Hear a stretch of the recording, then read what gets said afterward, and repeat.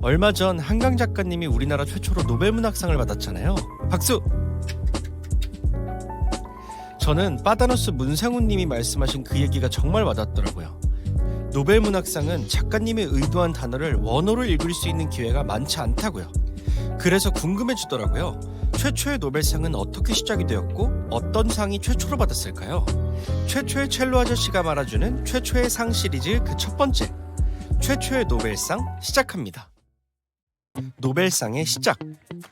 스웨덴의 화학자이자 엔지니어이자 산업가인 알프레드 노벨은 우리가 잘 알고 있는 다이너마이트를 발명한 발명가이기도 해요.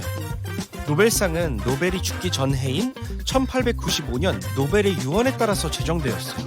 전년도 인류에 가장 큰 혜택을 준 사람들에게 수여되는 상이라고 해요. 물리학, 화학, 생리학 또는 의학, 문학, 평화 분야에 상이 수여되어야 한다고 명시되어 있다고 해요. 그리고 노벨 재단에서는 1901년 처음으로 상을 수여했어요. 1969년에는 경제학 부문이 추가되었다고 해요. 노벨상 시상식은 매년 열리는데 수상자는 24캐럿 금으로 도금한 금메달과 상금을 받는데 상금이 무려 1100만 크로나, 한화 약 13억 9천만 원 정도라고요. 노벨상 시작된 건 아마도 한 신문 기사 때문일 것이다 라고 추측한다고 해요. 1888년 루드비히가 사망했는데 두 형제를 혼동한 프랑스 신문은 알프레드 노벨의 부고 기사를 실어 글을 죽음의 상인이 죽었다라고 적혀 있었고, 이전보다 더 빨리 더 많이 사람을 죽이는 방법을 찾아 부자가 된 알프레드 노벨 박사가 어제 사망했습니다 라고 적혀 있었다고 해요.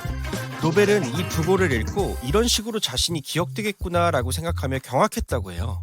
그리고 사후에 자신의 재산 대부분을 노벨상 설립에 기부하기로 한 결정은 더 나은 유산을 남기고자 한 것이라고 보여진다고 해요. 하지만 부고 기사가 실제로 존재했는지 여부에 대해서는 의문이 제기된다고 해요. 1896년 12월 10일 알프레드 노벨은 이탈리아 산레모에 있는 자신의 빌라에서 뇌출혈로 사망했다고 해요. 노벨은 생전에 여러 개의 유언장을 썼다고 해요.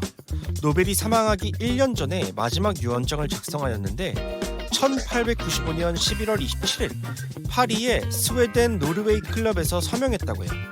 이 유언장에 자신의 재산을 물리학, 화학, 생리학 또는 의학, 문학, 평화 분야에서 인류에게 가장 큰 혜택을 준 사람에게 1년의 상을 주는 데 사용하라고 명시되어 있다고 해요. 노벨의 총 자산인 94%인 3,100크로나를 유산으로 물려주어 5개의 노벨상을 제정했다고 해요. 노벨의 사망 후 1900년 6월 29일 사설 조직으로 노벨재단이 설립되었다고 해요. 노벨재단은 수상자 선정 과정에 관여하지 않는다고 해요. 그럼 노벨재단이 하는 일은 노벨의 재정과 행정을 관리하는 것이라고 해요. 국제적으로 상을 마케팅하고 상과 관련된 비공식 행정을 감독하는 것도 포함해요.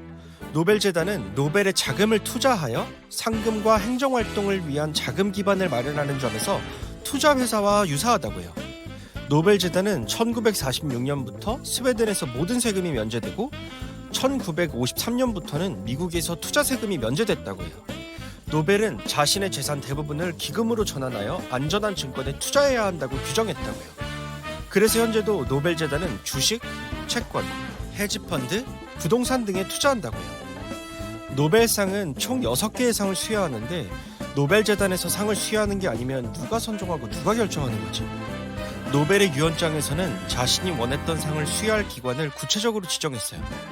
물리학 및 화학 분야는 스웨덴 왕립 과학 아카데미, 생리학 혹은 의학 분야는 카롤린스카 연구소, 문학상은 스웨덴 아카데미, 평화상은 노르웨이 의회인 스토팅에서 선출한 5인으로 구성된 위원회, 1969년부터 수여된 경제학상 또한 스웨덴 왕립 과학 아카데미에서 수상자를 선정한다고 해요. 노벨상 후보에 오르기 위해서는 자체 추천은 허용되지 않고 적격 추천인으로부터 상을 추천받아야 한다고 해요. 노벨 평화상을 제외하고 추천은 초대를 통해서만 가능하고 추천인은 수상기관에서 정한 기준을 충족해야 한다고 해요. 그 뒤로 노벨상 수상자 선정위원회에 의해 검토되어 누가 노벨상을 수상할지 최종적으로 결정한다고요. 평화상은 추천이 아니고 후보 지명 자격이 있는 사람만 지명한다고요. 그럼 이쯤에서 최초로 노벨상을 받았던 사람들과 또 다른 재밌는 사실들을 알아볼게요. 최초의 노벨 물리학상 빌헬름 렌트겐. 1901년 노벨 물리학상 후보는 X선을 발견한 빌헬름 렌트겐과 음극선에 대하여 연구한 필립 레나드가 후보에 올랐고, 최초의 물리학상은 빌헬름 렌트겐이 받았어요. 빌헬름 렌트겐은 우리가 정형외과에 가면 필수로 찍어보는 엑스레이, 즉 X선을 발견했어요. 이후 그의 이름을 딴 놀라운 광선을 발견하여 그가 제공한 특별한 공로를 인정하여 노벨상을 수상했다고요. 여담으로 또 다른 후보였던 필립 레나드는 음극선 연구로 1905년 노벨 물리학상을 받았다고요. 최초의 노벨 화학상 야코부스 반트호프. 19세기 후반에는 많은 화학자들이 중요한 공헌을 했다고요. 그래서 화학상을 선정하는 스웨덴 왕립 과학 아카데미는 이 과학자들에게 상을 수여할 순서를 결정하는 데 주로 직면했습니다 라고 말할 정도였다고 해요. 아카데미는 20개의 후보 지명을 받았는데 그중 11개가 야코부스 반트호프였다고 해요. 노벨재단은 용액 내 화학 동력학 및 삼투압 법칙을 발견하여 이룬 탁월한 공로를 인정받아 반트호프에게 상을 수여했다고 해요. 최초의 노벨 생리학 의학상 에밀 폰 베링. 독일의 생리학자이자 미생물학자인 에밀 폰 베링이 노벨상을 받았어요. 폰 베링은 1890년까지 매년 수천 명이 사망하던 디프테리아를 치료하는 항독소를 개발했다고요.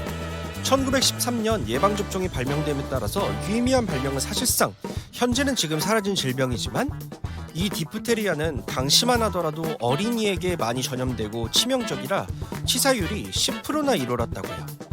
주로 호흡기 점막에 감염되고 극심한 발열과 인두통과 함께 림프절이 탱탱 부어오르는 림프절염이 생기고, 균의 독소가 매우 빠르고 광범위하게 확산되어서 독소가 심장까지 흘러가 치명적인 심부정을 유발, 발병 1-2주 만에 사망에 이르는 경우까지 있다고요. 이걸 치료하는 항독소를 개발한 에밀 폰 베링에게 노벨재단은 혈청치료, 특히 디프테리아 적용에 대한 그의 연구로 의학 영역에서 새로운 길을 열어 질병과 죽음에 대한 승리의 무기를 의사의 손에 넣었습니다 라고 발표하고 상을 수여했다고요. 최초의 노벨 평화상 앙리 뒤낭과 프레데릭 파시. 노벨상 최초로 2명에게 공동 수여된 평화상은 앙리 뒤낭과 프레데릭 파시가 받았다고요. 스위스 출생인 앙리 뒤낭은 1859년 이탈리아 북부의 솔페리노 마을에서 전투가 벌어지는 걸 보고 수천 명의 이탈리아, 프랑스, 오스트리아 군인들이 서로를 죽이고 다치게 하는 것을 보고는 스스로 구호 활동을 조직했다고 해요. 앙리 뒤낭은 후에 솔페리노의 추억이라는 책을 한 권 썼는데, 그 책에는 모든 국가가 전장의 병자와 부상자를 돕기 위해 어느 편에 속해 있든 상관없이 협회를 결성해야 한다라는 계획이 담겨져 있었다고 해요. 그 결과 1863년에 우리가 잘 알고 있는 국제적십자위원회가 설립되었고, 이듬해에는 제네바 협약이 채택되었다고 해요. 제네바 협약은 지상전에서 부상당한 모든 병사를 아군으로 대우해야 한다라고 규정했어요. 이에 노벨재단은 부상당한 군인들을 돕고 국제적 이해를 구축하기 위한 그의 인도주의적 노력에 대해라며 공로를 인정하여 노벨 평화상을 수여했다고요. 또 다른 공동 수상자인 프레데릭 파시는 국제 평화운동의 선구자였다고요. 경제학자이자 정치가로서 그는 독립국가 간의 자유무역이 평화를 촉진한다고 주장했어요. 파시는 여러 나라에 선출된 대표자들 간의 협력을 위한 조직인 의회관 연합의 창립자 중 한 명이었다고 해요. 파시의 공로를 인정한 노벨재단은 국제평화회의, 외교 및 중재를 위한 평생의 노력이라 말하며 평화상을 공동 수여했다고 해요. 최초의 노벨문학상 쉴리 프루돔. 최초의 노벨문학상은 논란이 정말 많았어요. 왜냐하면 스웨덴 작가와 예술가, 문학평론가로 구성된 한 단체는 톨스토이가 수상할 것으로 예상했기 때문이에요.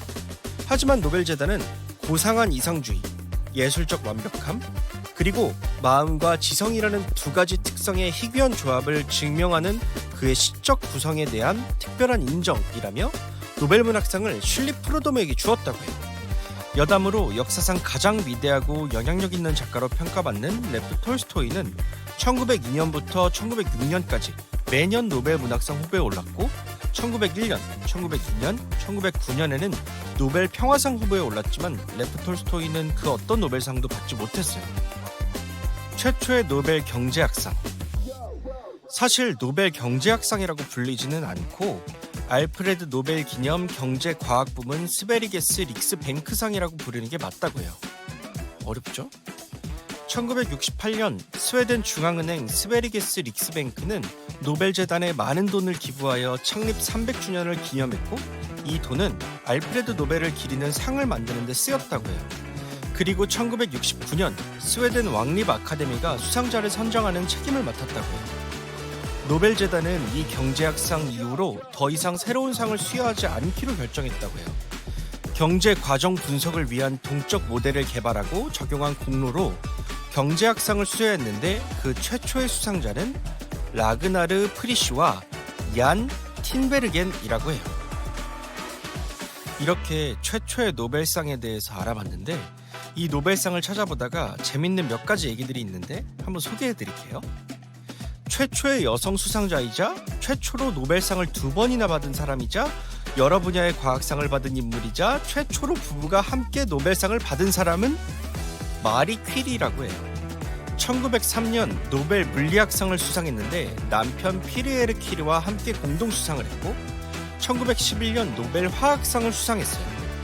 여담으로 첫 번째 딸 사위 이렌 졸리오 퀴리, 프레데리크 졸리오 퀴리 부부가 1935년 공동 화학상을 수상했고, 둘째 사위는 1965년 유니세프를 대표하여 평화상을 수상했어요. 부부, 부녀, 모녀 유일한 노벨상 수상이라고 해요. 완전 노벨상 수저죠. 최연소 수상자와 최고령 수상자. 최연소 수상자는 2014년 노벨 평화상 수상자 17세의 말랄라 유사프자이. 최고령 수상자는 2019년 노벨 화학상 수상자 97세의 존 구디너프. 노벨상을 거절한 사람들도 있는데, 1964년 노벨 문학상을 수상한 장폴 사르트르는 노벨상이 너무 서구 쪽에 치우쳐져 있고 동양은 별로 받지 못했다. 또한 노벨상을 받으면 나의 행동과 지지 발언이 노벨상의 권위로 대체되어 버리기 때문에 수상을 거절한다 라는 말을 남기면서 후보 명단에서 제외해 줄 것을 요청하고, 만약 수여하더라도 상을 받지 않겠다라고 해요. 그리고 한 명 더 있는데, 1973년 노벨 평화상을 수상한 베트남의 외교부장인 레덕토는 베트남 종전에 기여한 공로로 헨리 키신저, 당시 미국 국무부 장관과 함께 노벨 평화상 수상자로 공동 선정되었으나 아직 조국에는 평화가 찾아오지 않았다라는 이유로 수상을 거부했다고 해요.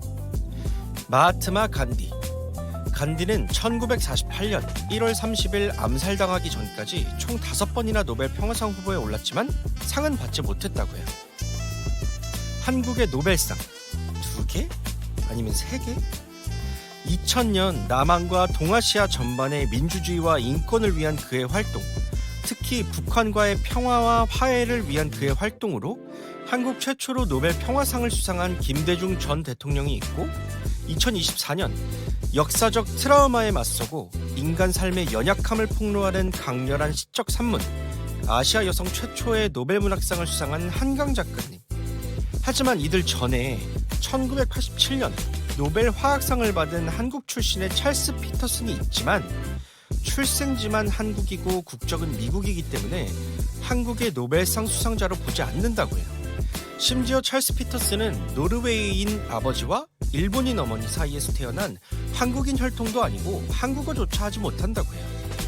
한국 출생의 최초의 수상자는 맞지만 한국인 수상자로 인정하지는 않는다고 해요. 지금까지 최초의 노벨상에 대한 사실들을 알아봤어요. 앞으로 한국에서는 어떤 수상자들이 나올까요? 오늘 얘기는 여기까지. 그럼 안녕!